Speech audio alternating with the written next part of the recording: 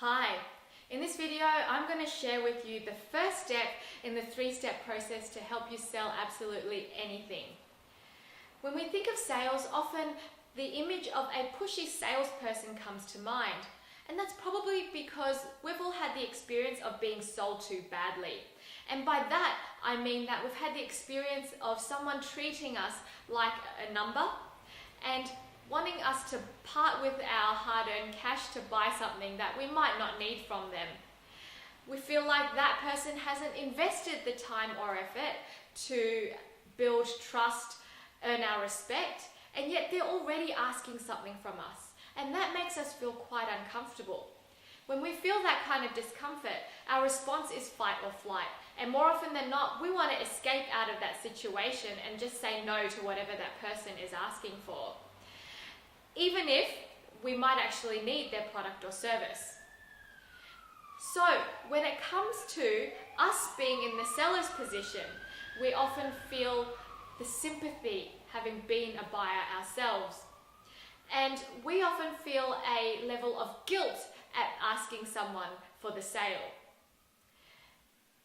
The other thing is, because we often want to say no to those pushy salespeople, and we think of sales in that way, we instantly have the idea that people are going to want to say no to us as well. So in addition to the guilt, we have this fear of rejection come up. All of this because of that preconceived notion of what sales is like. The thing is, as a seller, we don't have to sell in that way. We can leave that old method, that pushy, arrogant method behind, and we can do things differently.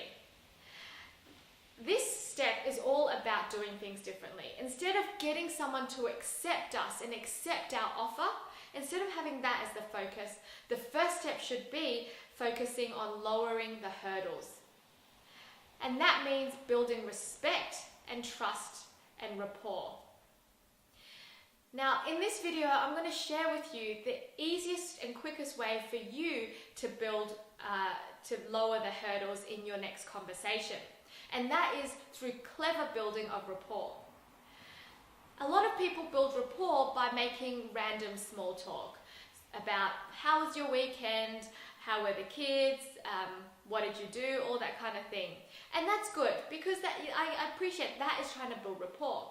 The problem is when you're doing it on an ad hoc basis, sometimes there will be people that you have absolutely nothing in common with, and then the technique of doing small talk just becomes very tiresome. Instead, what if there was a way for you to be able to systematically build rapport with almost anybody? And that's what I'm going to show you today. Now, rapport, there are many layers of it, and I'm going to share with you the three easiest layers for you to use and that you can create really quick results with. Now, what is rapport? Rapport is really just the need for us all to feel safe.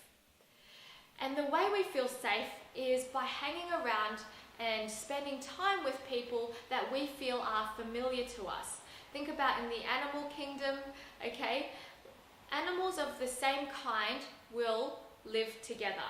And that's because they look the same, they make the same sounds, they have the same behaviors, they eat the same things. So if I don't want to eat you, I will assume that you don't want to eat me because we're so similar. And that's all rapport is. In your next conversation, you might want to try building rapport on these three subconscious levels. Okay. Now these aren't the only levels of rapport, but these are the quickest for you to be able to pick up and use. The first level is the words. You may have noticed that different generations of people speak slightly differently. We use different words. I know when I talk to people who are still in high school nowadays, half of the sentences, I don't even know what they mean by some of the words they use, okay? So different generations use different types of words, but it's not just age. It could be different industry groups, different cultures, have different ways of expressing and forming their sentences.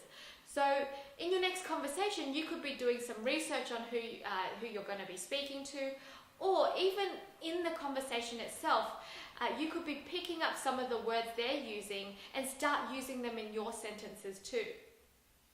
So that's the first level, words. The second level is your tonality. Okay, that's the second level of rapport. Tonality could be the volume of your speech, could be the pitch, it could be the pace, how fast you talk. Now, if your client is a very softly spoken person who likes to take their time to form their sentences, whereas you speak at 1,000,000 miles per hour at a high pitch and high volume, that's not going to help your client feel very safe or familiar, is it? They're going to feel like you're very, very different. So I'm not saying that you need to be someone that you're not, but maybe just tone it down to help the other person feel safe and comfortable around you. That's the second level, tonality. Now the third level is your body language. You'll often find that different people will have different hand gestures or different postures, okay? And this might seem just everyone's different, right? And that's true, but it can go a long way to helping your clients feel comfortable around you and building rapport if you just went on to match them a little bit. I had an experience of someone selling me insurance, and I was in the market to buy some insurance, but when I was in the meeting, that person was, I was in a bit of a rush, so I was sitting up straight, I had my notes and I was ready to go. But this person was sort of leaning back in their chair, talking very slowly, and just seemed really, really relaxed. And the impression I got from that was that I wasn't important, that they didn't care that I was in a rush, or that I was maybe wanting just to get on with things, that they were just happy to go at their pace. And obviously they didn't make the sale because I didn't feel like I could trust that person. So if that person had instead become aware of my posture and the fact that I seemed like I wanted to just get on with the meeting, maybe I would have felt more familiar and instantly we would have had better rapport. So that's an example of how body language can play a part in helping you build rapport and lowering the hurdles. So in summary, the 3 layers of rapport that you could use in your next conversation are your words, your tonality, and your body language. And it's really, really important that we use these 3 layers to build rapport and lower the hurdles before we even start having the conversation about having them buy something from us. So it's now time to move on to worksheet number 1. And after you've completed that worksheet, go on to video number 3, where I share with you the second step in this 3-step process. I'll see you on the other side.